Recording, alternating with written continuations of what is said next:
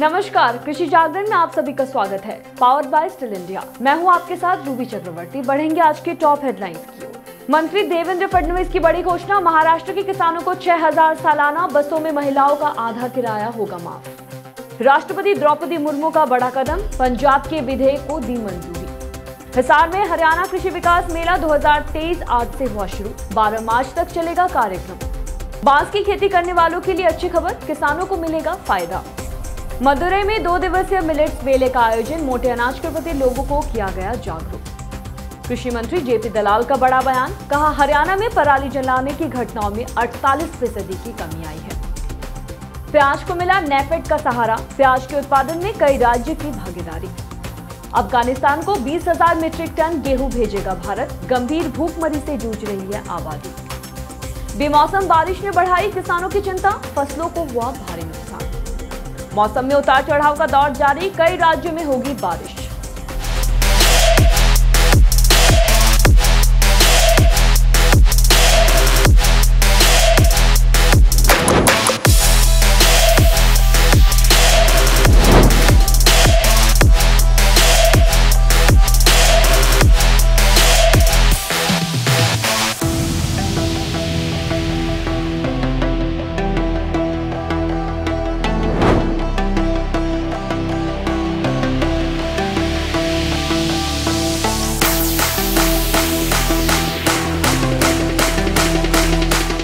बढ़ेंगे खबरों की ओर। महाराष्ट्र में एकनाथ शिंदे सरकार की ओर से राज्य के उप मुख्यमंत्री और वित्त मंत्री देवेंद्र फडणवीस ने विधानसभा में बजट पेश किया। बजट में राज्य सरकार ने किसानों के लिए खास प्रावधान किए हैं। बजट में नमो शेतकरी महासम्मान निधि योजना की घोषणा की गई है। अब महाराष्ट्र के किसानों को 12,000 रुपए का मानदेय दिया जाएगा। महाराष्ट्र के उप मुख्यमंत्री एवं वित्त मंत्री देवेंद्र फडणवीस ने राज्य में विधानसभा वित्त वर्ष 2023 और 24 के लिए एकनाथ शिंदे सरकार का पहला बजट बृहस्पतिवार को पेश किया।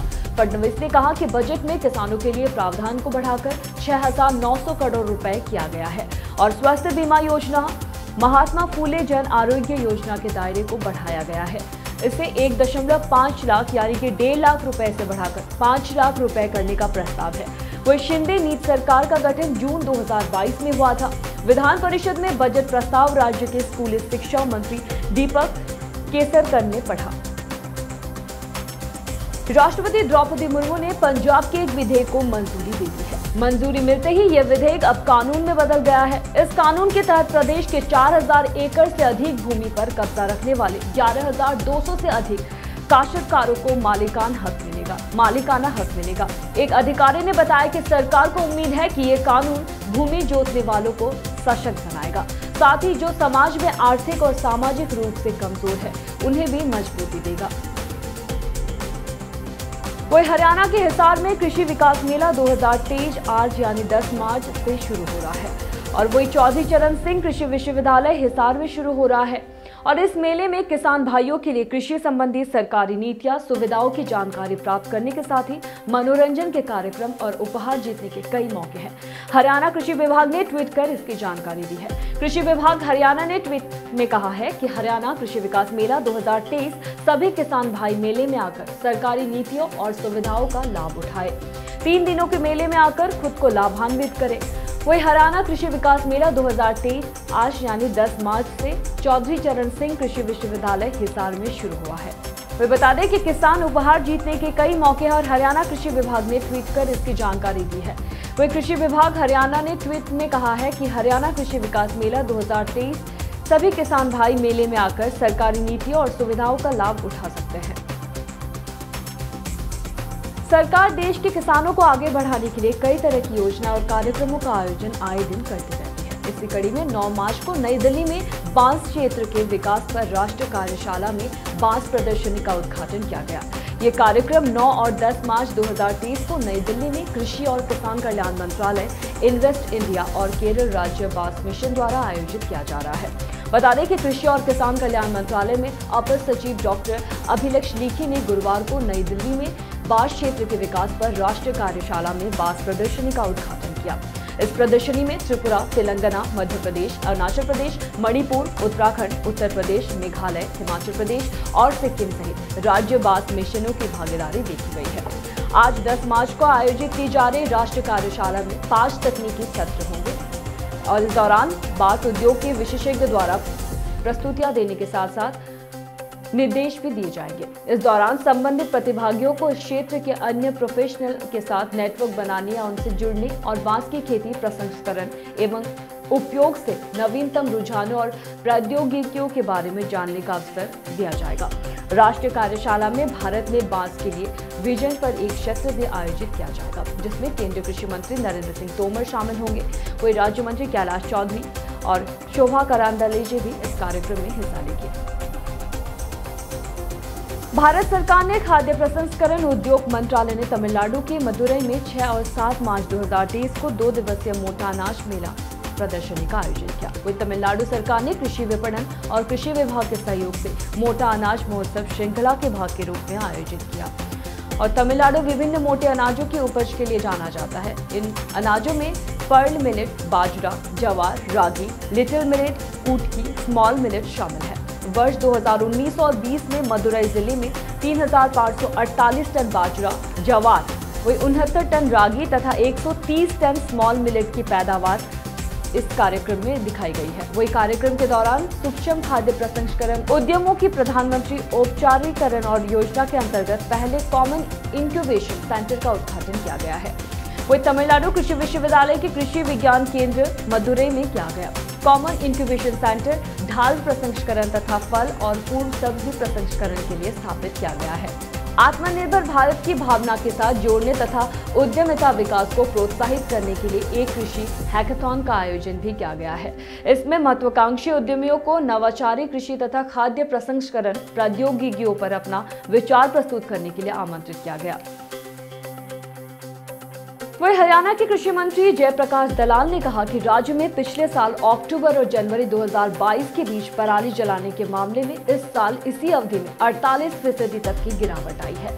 साथ ही उन्होंने आगे कहा कि मनोहर लाल खट्टर के नेतृत्व वाली भारतीय जनता पार्टी अपने जीरो बर्निंग टारगेट को प्राप्त करने के बारे में आश्वस्त है। लाल ने आगे कहा कि पराली जलाने के मामलों का बेहतरीन प्रबंधन, न्यूनतम समर्थन मूल्य यानी कि एमएसपी के लिए राज्य सरकार का दृष्टिकोण क्यों उन्हें लगता है कि कांग्रेस एक डूबता जहाज है और आगामी साल में उन्हें होने वाले विधानसभा चुनाव के लिए तैयारी के बारे में भी विस्तार से बातचीत की। किसान प्याज लेकर मंडी घूम रहे हैं, उन्हें खरीदार नहीं मिल रहा है, लेकिन महानगरों में 20 से 25 रुपए किलो की दर से लोग प्याज खरीद रहे हैं। इस आसमान दर को खत्म करने के लिए केंद्र सरकार ने राष्ट्रीय कृषि सहकारी विपणन संघ नेफेड को तत्काल कदम उठाने का निर्देश दिया है। सरकार की इस पहल से प्याज के मूल्य और बाजार में स्थिरता आएगी, किसानों को भी राहत मिलेगी। निर्देश मिलते ही नेफेड ने देश भर के 40 क्रय केंद्र बनाकर प्याज की खरीदारी करना शुरू कर दिया है। इन केंद्र के माध्यम से किसान अपना स्टॉक बेच सकते हैं, मूल्य का भुगतान ऑनलाइन प्राप्त कर सकते हैं। किसानों के स्टॉक को खरीद केंद्र से कोलकाता, दिल्ली, गुवाहाटी, भुवनेश्वर, बेंगलुरु, चेन्नई, हैदराबाद और कोची ले जाने की व्यवस्था की जा रही है। देश में प्याज के कुल उत्पादन का लगभग 48% हिस्सा अकेले महाराष्ट्र में उग जाता है। वही मध्य प्रदेश की 16% भागीदारी है। इसके बाद कर्नाटक और गुजरात का स्थान आता है। भारत ने संयुक्त राष्ट्र विश्व खाद्य कार्यक्रम के साथ साझेदारी में अफगानिस्तान को 20,000 मीट्रिक टन गेहूं की मदद देने की घोषणा की है। अफगानिस्तान पर भारत सेंट्रल एशिया संयुक्त कार्य समूह यानी कि JWEG की पहली बैठक के बाद साझा बयान जारी किया गया है। खास बात यह है कि काबुल को ये मदद पाकिस्तान के रास्ते नहीं बल्कि ईरान के चाबहार पोर्ट के जरिए दी जाएगी।